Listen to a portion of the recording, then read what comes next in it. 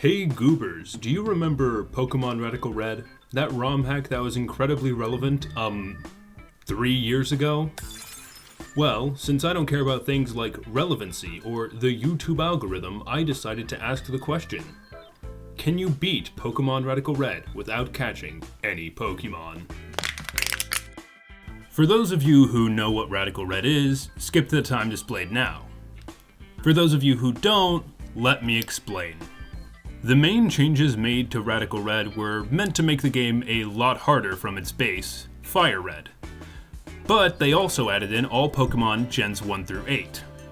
But they made sure to add some rules to make it more difficult. Set mode is on, there are no items allowed in battle, and there is a level cap in place. And the gym leaders are significantly stronger, like this is Brock's Geodude. Oh, and I also randomized the game because I just don't know if you can beat Brock without it. This ended up being very convenient because our starter ended up being Diancie? And Diancie will be named Beep Beep. After this, we began a fight with our rival, and he had an execute. You'd think with the mythical we'd be able to win. We did not. Oh, are we dead? Yeah, we're dead. Holy crap, we just got whooped. After this, we went to get Oak's parcel, and came back to the lab. At which point, Professor Oak attempted to give me Pokeballs. Who does he think I am? In a display of dominance, I crushed the balls right in front of him. After this, we grinded a few levels and eventually made our way into Viridian Forest, where a small child approached me and demanded a battle. He would regret this decision. After smashing his lizard and crawdad with rocks like a small psychopathic child, we made our way through the forest and into Pewter City. Here we would acquire our first egg of the run from an old man who requested $5,000 for it. From that egg hatched Trico that we later named Venom. After this, we headed into the Pewter City Museum in order to fight Faulkner. Now you might be wondering, why is Faulkner here? Well, all the Johto gym leaders are. And I would talk about Faulkner more, but we know what rocks do to birds. Following this, we grinded up our team to the level cap of 15 before heading in to fight Brock. Alright, sick. Oh crap, I forgot there's 4 Pokemon on his team this time. Now, my dear viewer, on this first attempt we were able to make it to his last Pokemon, and you would think that we'd be able to beat him within a few attempts. There was a small roadblock though. Bulldoze does 5 still. Seeding works. Yep, see, automatic critical hit. But we do end up...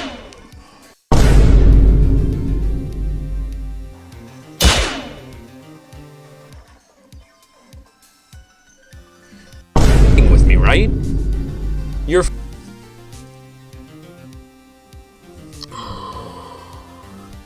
So, as you can see, dear viewer, this, Geodude was, destroying my will to live. I was dying inside this entire time. All of these were back-to-back, by the way. 6 back-to-back fights where the Geodude crits me. And then there were a handful more resets after that. Until finally, we got this attempt. Yes. Now, viewer, I ain't gonna sugarcoat it. This is like the 4th hardest fight in the entire game. Mostly because we have so few tools to work with. Later on, the more difficult fights actually involve being complex. But for here, we had 2 Pokemon and a dream. And that dream came true. Oh, sweet baby Jesus! And with that, we defeated the first gym of the game. Christ, this is gonna be a slog. Or is it? Who knows? Me. I know. Also, guess what I'm about to do to that Geodude? I'm gonna send it into fucking orbit! You get what you deserve, you stupid rock! Geodude!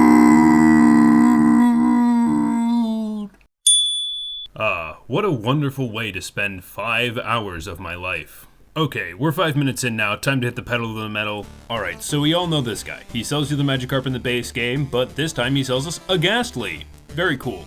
Also, I was wrong about Grovyle, this is the one we named Venom. Then we enter Mount Moon, but we all know what happens in Mount Moon. You grab the items, you fight the trainers, you fight Team Rocket for the first time, and then eventually you fight the fossil guy. I grabbed the dome fossil because I'm based. I love the dome fossil. I think Kabuto and Kabutops are really cool, and I think Omanite looks stupid. I will not be apologizing. And then we go to exit and we are interrupted by a blue-haired man. Does he have pronouns? I wouldn't know. I'm illiterate. Ultimately, his first 2 Pokemon don't pose much of a threat to us and go down pretty easily. His Myena, though, is able to set up and take out Diancie and Grovyle before Ghastly is able to clutch out the win. After this, he runs off, we exit the cave, and I make 2 very, very funny jokes back to back. Do you even Smogon, bro? Smogon D's nut. I caught a Slugma earlier and it was holding a red shard. You caught a what? I am the peak of comedy. After this, we get our second egg of the run, which hatches into Ursaring, which we nicknamed Big Mama, because I was watching One Piece at the time. I gave up at episode 100. Now it's time for another rival fight. He didn't stand a chance. Curlia is Mama Quick Fix here. Rockruff, damage, Mega Drain, kills it outright. And then we finish off the Wartortle here, killing that bad boy. Yep. After this, we clear out Nugget Bridge and the route ahead in order to make it to Bill's house. After turning Bill back into a human being, we try to fight Bugsy, who's just kind of chilling up here. He beats us badly. You know what that means, dear viewer. It's time to grind. 1 grind session later. Alright, now we're at the level cap, Ghastly evolved into Haunter, and... oh? What's this? There's a Pokemon that I didn't tell you about, that I got off screen? Why would I do such a thing? I lost the footage. But I mean, hey, this sets up for a very funny bit. Let me use those writing classes I took in high school. Roses are red. Violets are blue. I've got a Regigigas, so fuck you! Ultimately, with a Rock-type legendary, Regigigas, and Ursaring on our side, Bugsy had a snowball's chance in hell of beating us. Too little, too late, Caesar. Let's go. Bugsy was not the wall I thought he was gonna be. Absolutely trounced, obliterated, destroyed. After this, we headed off to fight Misty. She was also swiftly dealt with, like, easier than Bugsy even. It was so nice to just whoop these 2 after Brock. Boom. Second try Bugsy. First try Misty. Let's go. After this, we made our way down to Vermilion City and onto the SS Anne. Here we would battle a whole bunch of trainers before facing down our rival and getting the cut HM from the seasick captain. Oh, and I also told this very funny story about my little brother. Oh, and there was one time where he kicked me in the balls in the bathroom for no apparent reason one morning. Just decided, you know what, I'm gonna kick you in the balls, and he did. He kicked me in the balls. And then I called him a bitch. Guess who got in trouble? Sick. I can now fight Surge and Whitney. Whitney, I think, is going to be a big issue. Whitney is rough to fight, honestly. Yep, you heard me right, folks. Time to face the Millennial Traumatizer and Miltank Mistress, Whitney. And she was pretty easy. Let's fight Whitney. Alright, how many Pokemon does Whitney have? She has 5. That's scary. I am toe-to-toe with the amount of Pokemon that I have. Sludge. Boom, that takes out half her HP. She uses a berry to heal. Lovely Kiss. That puts me to sleep. Okay, this isn't too much of an issue. All we need to do is slap on a berry and then we can take this thing out for free. Ah yes, see, it uses Fire Punch because now it cheats. Okay, we're going to the whiteboard for this one. So, back in 2020 when I originally beat the game, it didn't act like this. It wasn't a constant, oh, the AI can see your items and cheat and do all this stuff. It was more simple. I felt adequately rewarded for the strategies I took. And now that's gone. That's all I wanted to say. Throughout the rest of this first attempt, we took down a few members of her team, including her iconic Miltank and Vigoroth. And then I threw by trying to use Quick Attack in Psychic Terrain. which nullifies priority. This did not stop us from beating her on the following attempt. Body slam KO. And I live this easily. Yeah, I live that. Boom. Drampa? I think I'll outspeed the Drampa here. Yeah, Drampa gets hit with Hammer Arm. Boom. Let's go. Let's go. Whitney is defeated. Eviolite. So to emphasize why this is so incredible, let's take a look at our Ursaring stats.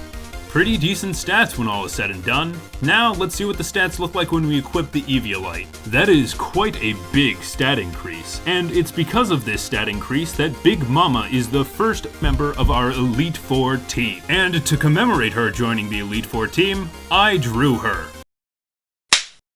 Yes, it is truly wonderful. Thank you all. There's no need for the applause. Oh, also, we're gonna launch Miltank into the sun! I love reusing bits! This is for the millennials, you stupid cow! Miltank. And hey, this is gonna be your friendly reminder. Please like and subscribe. It means the world to me. I'm trying to explore doing content creation more seriously, and this video has taken innumerable hours of my life. This is the worst puzzle ever. So let's start this out again. Let's see how this goes. It went well. Despite him having a Mega Manetric, we still beat him. I'm growing tired of this section. Let's move on. So we made our way through Rock Tunnel. I just happened to lose all of the footage. So, yeah, let's just skip straight to Celadon, where our team gets much bigger. Now, viewer, do you see the people at this table? They are the saviors of this run. They are the only logistical reason that any of this is possible. Because you see, each of these individuals will give us Pokemon in exchange for shards. I had to grind for a week to get enough shards to buy enough Pokemon. But our team and our available Pokemon has grown tenfold. So prepare for a quick breakdown of all the Pokemon we got. Pikachu. Cool, very cool. Seadra's pretty cool here. Pidgeot.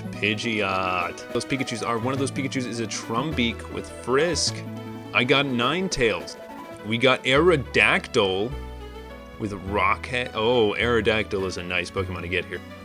Alright, let's see what's the last one we got. Typhlosion. Typhlosion is the last Pokemon we'll be getting from this guy. Come on. We have filled almost one entire box up. This entirely changes the way we do this playthrough. And so begins the slog of hatching dozens of eggs. Now, from these eggs, there is a potential 24 encounters that we can get. I did not get all of them because I am never going to grind for more shards ever again.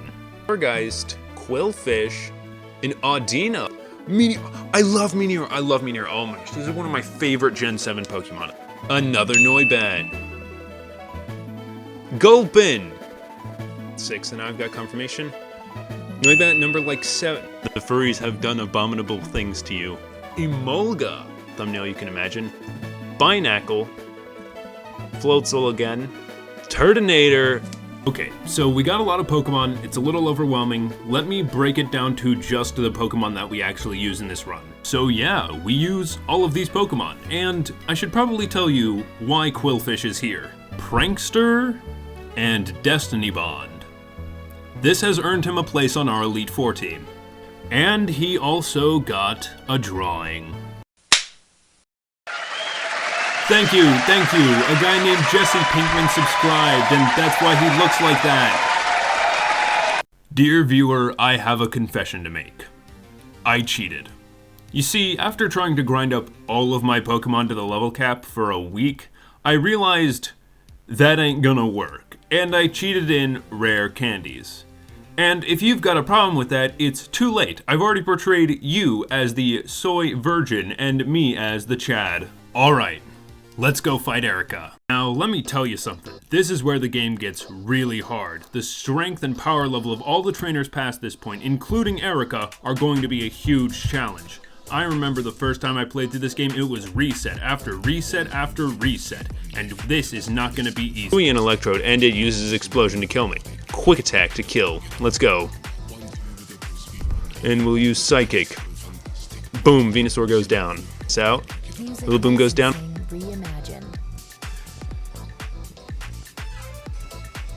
I didn't think it was gonna be that easy. So, yeah, that was much easier than expected. Not sure what to really do from here. I'm gonna check my to-do list here real quick.